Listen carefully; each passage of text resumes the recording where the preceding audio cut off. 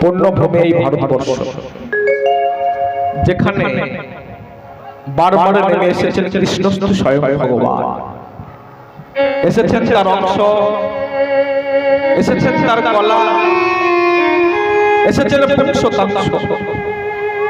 তাই এই ভারতবর্ষের মাটিতে যারা জন্মগ্রহণ করেছেন, অনায়াসে তারা ধর্মকে অর্জন করবার সৌভাগ্য লাভ করেছে। ধর্মকে নিয়ে এই যে টানাটানি, ধর্মকে নিয়ে এই যে মতবিরোধ, এ বলে আমার ধর্ম বড়, ও বলে আমার ধর্ম বড়।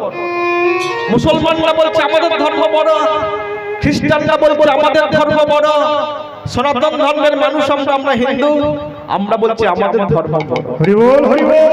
এই যে ধর্মকে নিয়ে এই যে একটা বৈষম্য ভাব, এই যে মতবিরোধ, এই নিয়ে আমেরিকার শিকাগো শহরে একটা ধর্ম সভা অনুষ্ঠিত হয়েছিল। বিভিন্ন দেশের ধর্ম যাজকেরা তারা এসেছিল নিজেদের ধর্মকে বড় প্রমাণ করবার জন্য। ভারতবর্ষের সনাতন ধর্মের প্রতিনিধি হিসেবে যিনি গিয়েছিলেন তার নাম কি? তার নাম কি গো? না, বিবেকানন্দের অনেক আগে। তিনি হলেন ব্রহ্মানন্দ মহারাজ। তো অন্যান্য দেশের ধর্ম যাজকেরা তারা এসেছিল, বহু মূল্যবান পোশাক তারা পরিধান করেছিল, তাদের সর্ব অঙ্গে বহু মূল্যবান স্বর্ণ অলঙ্কারে তারা ভূষিত ছিল। কিন্তু ভারতবর্ষের সনাতন ধর্মের প্রতিনিধি হিসেবে যিনি গিয়েছেন, তার তো গায়ে কোনো স্বর্ণ অলঙ্কার ছিল না। কে গো মা? হাড় বলিয়া গলায় পড়িলি সমন কিঙ্কর সাপ, শীতল ভাবিয়া আগ্ন পোহালি পাইলি বর্গতা। যারা প্রকৃত সাধুগুরু বৈষ্ণব তারা গায়ে স্বর্ণ অলঙ্কার রাখে না, তাদের একটাই অলঙ্কার, সেটা বলবো কি বলুন তো?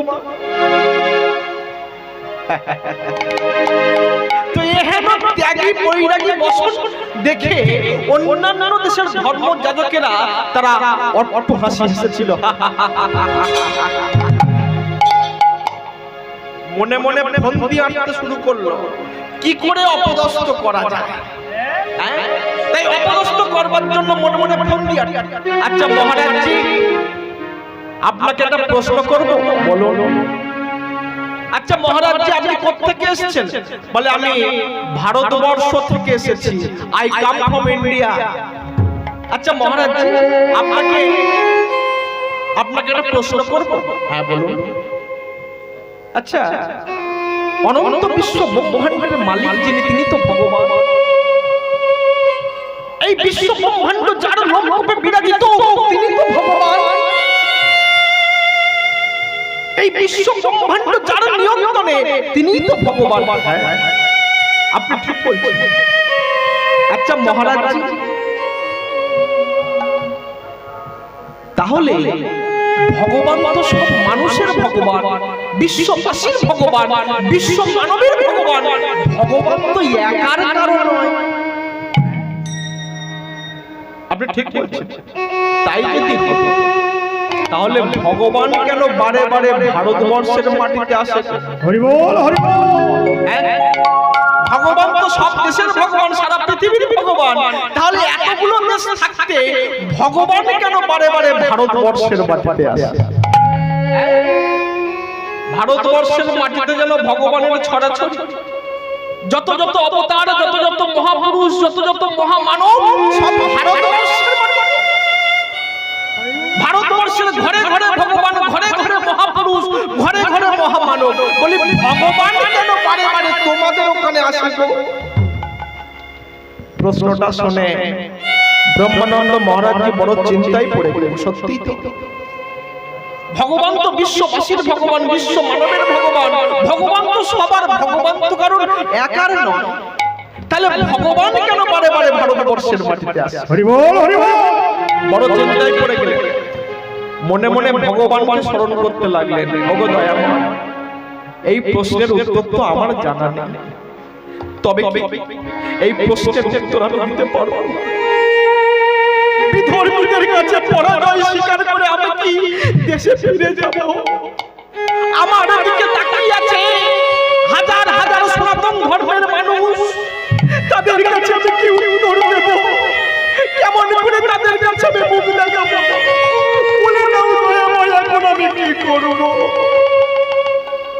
ভগবানকে স্মরণ করছে।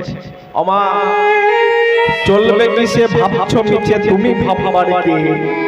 যার ভাবনা ভেবে রেখেছেন তিনি, তুমি ভাবো তাকে। হরি বল হরি বল। ব্রহ্মানন্দ মহারাজ যখনই ভগবানকে স্মরণ করলেন, ভগবান উত্তরটা দিয়ে দিলেন। কিভাবে দিলেন লক্ষ্য করো। হঠাৎ দেখতে পেলেন শূন্য পথে একটা এরোপ্লেন যাচ্ছে। উত্তরটা পেয়ে গেলেন। এই যে আপনারা বললেন ভগবান কেন বারে বারে ভারতবর্ষের মাটিতে আসে, শুনুন আমি বলছি। আচ্ছা, শূন্য পথে ওই যে ওটা উড়ে যাচ্ছে, ওর নাম কি? বলে সে কি গো, এটা আপনি জানেন না? ওর নাম হলো এরোপ্লেন। বাংলায় যাকে বলা হয় উড়োজাহাজ। আচ্ছা, ওই এরোপ্লেনকে এখানে নামাতে পারবেন? যেখানে আমি, আপনি, আমরা সবাই বসে আছি, ওই এরোপ্লেনকে এখানে নামা দৌড় মশাই। এই যে দেখছি আপনি কিছুই জানেন না, বোকার মতো প্রশ্ন করছে। বলি এরোপ্লেন কি যেখানে সেখানে নামে? এরোপ্লেনকে নামাতে গেলে যোগ্য স্থানের দরকার হয়, যোগ্য ভূমির দরকার হয়, এয়ারপোর্টের দরকার হয়। এরোপ্লেন যেখানে সেখানে নামে না। ব্রহ্মানন্দ মহারাজ জি মৃদু মৃদু হাসতে কি? আপনি হাসছেন কেন? আপনাকে একটা প্রশ্ন করলাম, প্রশ্নের উত্তর দিতে পারলেন না, অথচ আপনি হাসছেন। আপনি কি নির্লজ্জ? আপনার কি কোনো অপমান বোধ জ্ঞান নেই? বলে কে বলল আমি উত্তর দিতে পারি? উত্তর তো আমি অনেক আগেই দিয়ে দিয়েছি। উত্তরটা বোঝবার মতো সাধারণ জ্ঞান আপনাদের নেই। আপনারা কিসের ধর্ম? বলে উত্তরটা আপনি দিলেন আর আমরা বুঝতে পারলাম না। বলে না, তাহলে বুঝিয়ে বলুন। বলে ওই যে এরোপ্লেন যেমন যেখানে সেখানে নামে না, এরোপ্লেনকে নামাতে গেলে যেমন যোগ্য স্থানের দরকার হয়, যোগ্য ভূমির দরকার হয়, এয়ারপোর্টের দরকার হয়, তেমনি ভগবানও কিন্তু যেখানে সেখানে নামে।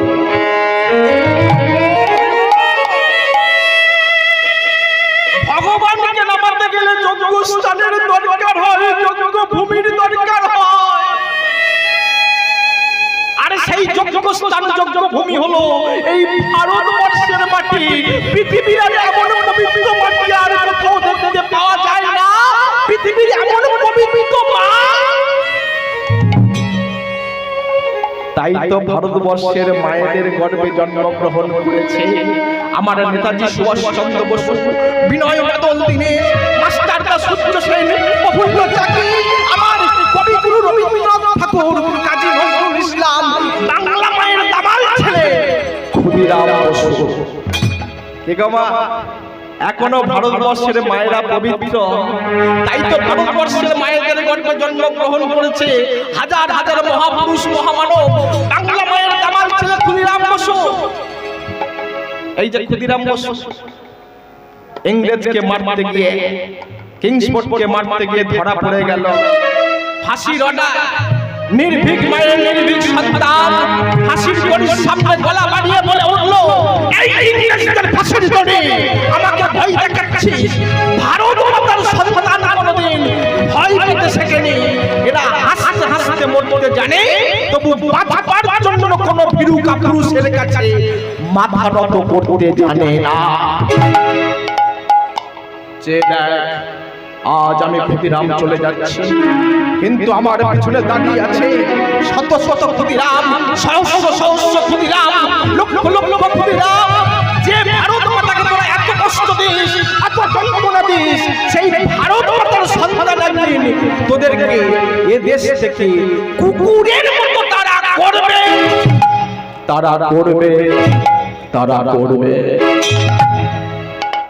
ভক্তমণ্ডলী, ভক্তিমতী মায়েরা, ক্ষুদিরামের ফাঁসি হয়ে গেল। আর যখনই ফাঁসি হয়ে গেল, তারপর থেকে আন্দোলন কত শক্তিশালী হয়ে গেল।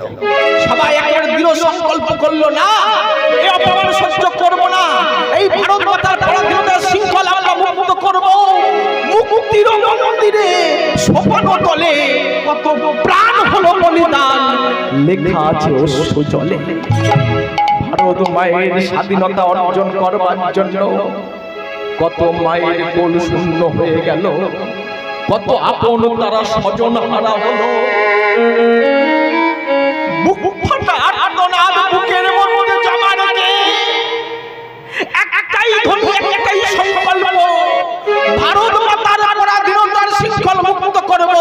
একটাই ধ্বনি, বন্দে মাতরম, বন্দে মাতরম, বন্দে মাতরম। একটাই ধ্বনি, একটাই প্রতিজ্ঞা, আমরা হারব না, হারব না, হারব না, তোমার মাটির একটি কণাও ছাড়ব না, ছাড়ব না। আমরা হারব না, হারব না, হারব না, তোমার মাটির একটি কণাও ছাড়ব না, ছাড়ব না। আমরা হারব না, হারব না, হারব না, তোমার মাটির একটি কণাও ছাড়ব না, ছাড়ব না।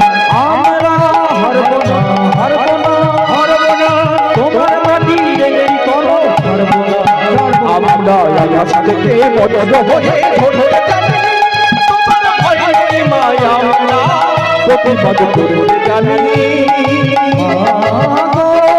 ভাবনা কেন আমরা তোমার শান্তি প্রিয় শান্ত ছেলে, তবু শত্রু এলে হাতে ধরতে জানি। তোমার ভয়ে মায়া প্রতিবাদ করতে জানি। আমরা পরাজয় মানব না, মানব না, ভীরুর মতো ঘরের কোণে রইব না, রইব না। আমরা পরাজয় মানব না, মানব না, ভীরুর মতো ঘরের কোণে রইব না। আমরা পরাজয় মানব না, মানব না, ভীরুর মতো ঘরের কোণে রইব না, রইব না।